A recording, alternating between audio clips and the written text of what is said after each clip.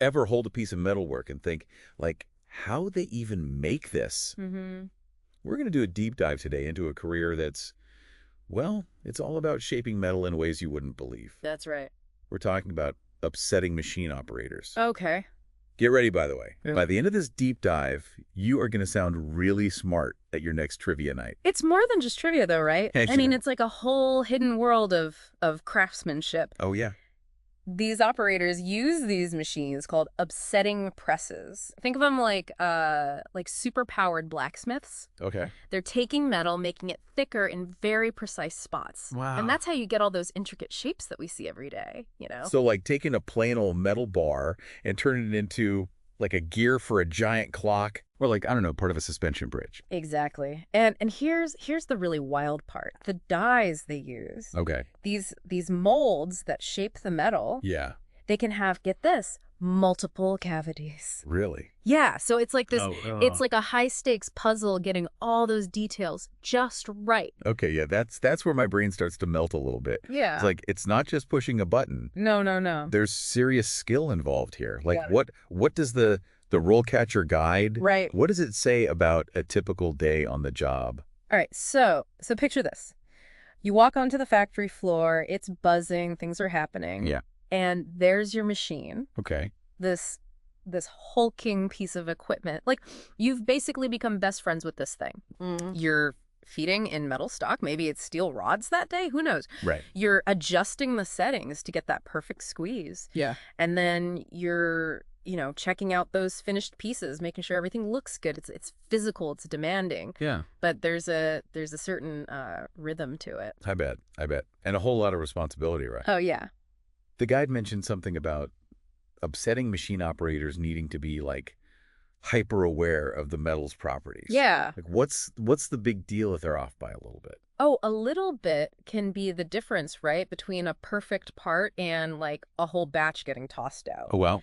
They've got to think about the metal's temperature, how much force the machine can handle. Yeah. Even the type of steer itself makes a huge difference. We're talking about incredibly tight tolerances, sometimes measured in thousandths of an inch. You've officially made this sound way cooler than I ever imagined, Uh-huh. but also kind of intense. Right. Like the guide mentioned, this is a job that's in high demand, which is awesome, Yeah. but it's also very physically demanding. Right. So what's the trade-off there? It's that classic balance, right? Hands-on work, that's always in demand. Right. It often Yeah. means it's not going to be a, cushy office job. Right. But for a lot of folks, that's the appeal. You're using your hands, you're using your mind, and you get to see what you made. Yeah. Like in a very real way. Plus, the guide mentioned the earning potential. Not bad, especially as you get more experience. So not for the faint of heart, but potentially very, very rewarding, both like personally and financially. You got it. Now let's say you're listening to this and you're thinking, all right, I'm intrigued, but how do I even become an upsetting machine operator? Right. What do I do? Well, the guide says most people in this line of work, they start with a solid high school diploma, Okay. and then they really dive into on-the-job training. Apprenticeships, right. Yeah. Learning from the masters. That's it. Those apprenticeships, they're like the secret sauce. Oh, yeah. You learn stuff you just can't get from a textbook, I bet. Speaking of learning, the RoleCatcher guide, it also has this whole section Oh, yeah. on interview questions. Mm-hmm. And I'm guessing, like, prepping for those questions, even if you've got the skills, it's still crucial. Oh, for sure. Imagine. You walk into that interview, you're feeling good, you know your stuff, right? Right. And then, bam! They hit you with a question you haven't even thought about. Oh, no. And suddenly, all that confidence, poof, gone. Oof. Yeah. Yeah, I've been there. It's like your brain just turns to mush. Totally. Yeah. So having those answers ready, like actually practicing, man, that can be a lifesaver. For sure. It's about walking in prepared, feeling good, showing them you're not just skilled with your hands, you've also got the smarts to back it up, right? Yeah. And that's where RoleCatcher can really help you out. Okay, yeah. So it's not just like about finding a job. It's about being like prepared to actually get the job. Totally. So how does RoleCatcher actually help with that? Well, all right, imagine this. You're tired of those job boards, right? Yeah. A million tabs open, job descriptions everywhere. Mm-hmm. RoleCatcher, you can pull it all into one place. Okay. Get organized. Yeah. They even analyze those job descriptions, right, to show you exactly what skills those employers are really looking for. That's pretty genius. Yeah. No more trying to figure out what the hiring manager means by detail-oriented team player. Exactly. And speaking of details, Yeah. one of the, I think, coolest features Okay. is their interview prep tool. Oh, okay. They have this huge database of interview questions, Wow. and they're tailored to different careers, including, you guessed it, Okay. upsetting machine operator. So you're not sweating under the fluorescent lights, No way. trying to come up with a brilliant answer Exactly. on the spot. You can practice beforehand, Yeah. right? You get comfortable talking about what you've done. Yeah. Yeah. And then you can even use their AI feedback feature. Oh, wow. Okay. So it's like next level prep. It really is. And I bet that confidence boost Oh, yeah. makes a difference when you're actually in the interview. Huge difference. So let's say, you nail it. Yeah. You ace the interview, you get the job. Yeah. What's the trajectory then for an upsetting machine operator? Right. Like, is there room to grow? For sure. Because starting out is one thing. Yeah. I'm always curious, where can this go? Right. No. Like, what does the guide say? So it actually lays out a pretty clear path, right? You start with those entry-level gigs. Yeah. Learning the basics, you're assisting the more experienced folks. Mm-hmm. But as you get better, you get more comfortable. Yeah. You start running those machines on your own. Oh. You're troubleshooting. You're even mentoring the newer folks. So you go from like the student to the master. Exactly. Okay, and then what happens at the top of the ladder? All right. So the guide calls it the lead upsetting machine operator. Oh, okay. So now think of it like you're conducting the orchestra. Oh, wow. You've got a whole team of operators. Okay. You're managing workflow, quality control. You're even working with like the engineers on new techniques. Oh, wow. Okay, so you go from like hands-on machine operation to leading a team and actually like shaping innovation. Right. That's awesome. It's pretty amazing. Yeah. And get this. The guide also mentions that the skills you pick up, they transfer. Like with some extra training, you could move into things like tool and die making. Wow. Maybe even like mechanical engineering. Who knows? Okay, so you're not like stuck No, not in one specific role. Yep. Your skills are valuable all over the place. That's right. And especially with how, manufacturing is always changing those adaptable skills. Gold, man, gold. Well, speaking of changing, the guide did mention automation. Oh, right. And I feel like that's always the kind of the elephant in the room. Yeah, for sure. Like robots are coming, machines are getting smarter. Yeah. So how does that impact a job that's so hands-on? It's a big question. And honestly, it's one that like people are still figuring out, Right. Some folks, they're worried, right? Robots are going to take over all the jobs. Yeah.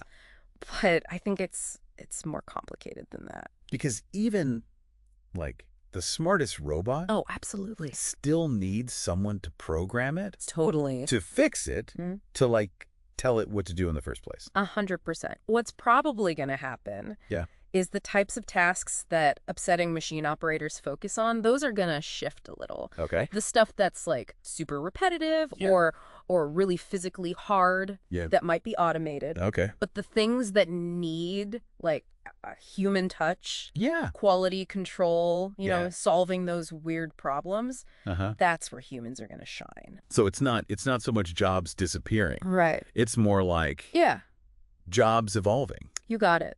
And the people who roll with those punches, Yeah. they're the ones who are going to do all right, They're gonna thrive. Exactly. Yeah. Yeah. It's about always learning, Yeah. staying sharp. It's about becoming more skilled, not less. That's it. Okay, so we've talked a lot about the work itself. Yeah. But I'm curious about the environment. Yeah. Right. Yeah. Like what's it actually like to spend your day as an upsetting machine operator? Okay, so picture this. You're on the factory floor. Okay. You're surrounded by machines. They're humming. Yeah. There's a rhythm to it all, Mm-hmm. You might be at your own station. Or you might be working with a team on something big. So it's like a dynamic environment. For sure. Like you're focused, but also part of a team. And it can be physically demanding, right? Right. You're on your feet. Right. You might be lifting stuff. Yeah. But, you're also, there's a real sense of like camaraderie. Yeah. with the other folks who do what you do. Like you're all in it together. Exactly. Right. And the guide really emphasized this. Safety. Super important. Yeah, of course. Like, you're going to be wearing all the gear, earplugs, safety glasses, steel-toed boots. Yeah. Got to protect yourself, you know? Because you don't want to be thinking about a ringing in your ear. Right. When you're running a massive piece of machinery. Exactly. And the guide also talked about this idea of precision. Yeah. Like attention to detail. Right. We're talking about these incredibly powerful machines shaping metal to, like, crazy tolerances. So it's a job for someone who really likes accuracy. Big time. Yeah. And that pride in their work. Yeah. That comes through in, like, every story the guide told. We talk a lot about soft skills these days. Yeah. And, like, how important those are, no matter what job you're doing. Yeah, definitely. But how do those play into a job like this? Oh, they're huge. Think about it. You're in this environment, right? Yeah. You got to be able to talk to people, solve problems together. Yeah, be a team player for sure. Exactly. And, things change. You Yeah. got to be able to roll with it. Yeah, think on your feet. Exactly. Every day is different. That's so true. Right. Yeah. So those soft skills, Yeah. they're not just like a nice to have. Yeah. They're essential. Okay, so before we move on to the kind of the final part of our deep dive here, Right. are there any like resources or organizations Oh, yeah. that you would recommend? Like if someone's listening to this, Yeah, they're interested, they want to learn more. for sure. For sure. Where do they go? Oh, yeah. The RoleCatcher guide actually had some good ones in there.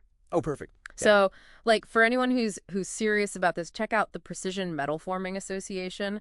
They're all about, like, education, training, that kind of thing. So they're like the ones who are keeping up with everything that's new in the field. Totally. They're like the trendsetters. Yeah. Okay. Very cool. Then you've got the Precision Machined Products Association, another great one, both for like people looking for work and employers. Gotcha. They're really big on promoting excellence in precision machining, so.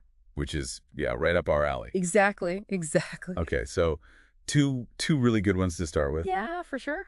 Any others that kind of caught your eye? Yeah, the guide also mentioned the United Steelworkers Union. Oh, okay. And they represent a bunch of different industries, but metalworking is one of them. Okay. Now, I'm thinking, like, for anyone listening who maybe isn't as familiar with, like, unions in general, Right. What role do they play in a career like this? Yeah, good question. Think of them like they're the voice of the workers, right? So they're the ones who are out there fighting for things like fair pay, making sure the working conditions are safe, Yeah. benefits, all that good stuff. Okay. They can be, especially if you're just starting out, right? Right. And this is like a job where you're really, putting in the work. Yeah. Having that union there can be huge. It's like having, like, backup, Totally. And they often have like training programs and stuff too, which can be, that can help you get ahead. For sure. Now let's talk money. Okay. Because I mean, at the end of the day, Gotta pay the bills. exactly, right? Like can you make a living doing this? Right. So for an upsetting machine operator, Yeah. what kind of earning potential are we talking about? All right. So the guide said it really depends, right? Where you're working, how much experience you've got, Makes sense. what industry you're in. Right. But in general, it's a good wage. And as you move up, right, get more experience, get into those leadership roles, Yeah. you can definitely live comfortably. You know? So there's like real potential there. Oh, yeah. Especially for someone who's, they're willing to put in the work Exactly. to really like hone their craft and move up. 100%. It's about, having those skills that people want and knowing what you're worth. I like it. Right. Okay, so for anyone listening right now who's thinking, all right, sign me up, where do I find these jobs? Good question. Where do they even, like, begin? All right. So this is where RoleCatcher comes in again, right? Yeah, perfect. They've got this awesome job board, pulls in listings from, like, all over the place. They're not on a million different websites. Exactly. Save yourself the headache. It's like a one-stop shop There you go. for upsetting machine operator gigs. That's it. I love it. And they have this thing, it's called saved queries. So, like, you put in what you're looking for, Okay. location, industry, whatever, Okay. and when a new job gets posted, that matches. They let you know. Wow. So you don't even have to like actively search. Nope, they come to you. Oh, that's awesome. Right. And then, okay, let's say you need a resume. Okay. They've got a tool for that too. Of course they do. It helps you like make sure it's perfect for each job you're going for. So no more generic resumes that just get like lost in the void. Exactly. Plus they even have these like AI things that'll look at your resume and be like, "Hey, you could try this." Oh, wow. So it's like having a resume expert on call 247. Pretty much. Okay, so they really have thought of everything. They really have. And one more thing, remember how we talked about like those skill gaps? Yeah. RoleCatcher can actually help you figure out what you need to work on. Oh, wow. And then they'll like suggest courses, workshops, certifications. Some personalized career advice. Exactly. That's awesome. Right. Well, for anyone out there who like this whole world of metal shaping, the precision, the teamwork, the fact that you can build a real career, Right. this might be it. This might be the path for you. I think so. It's a good one, and if you're willing to learn and grow with the industry. There's a lot of opportunity out there. Absolutely. Absolutely. And hey, RoleCatcher's got your back. Yes. So So go check them out, rolecatcher.com. And while you're there, take a look at their career guides. They're free. It's good stuff. you might just find your next dream job. There you go. Awesome. Well, thanks for joining us for this deep dive into the world of upsetting machine operators. My pleasure. And we'll catch you next time for another fascinating exploration into the careers that are, they're shaping our world. Sounds good. See you next time.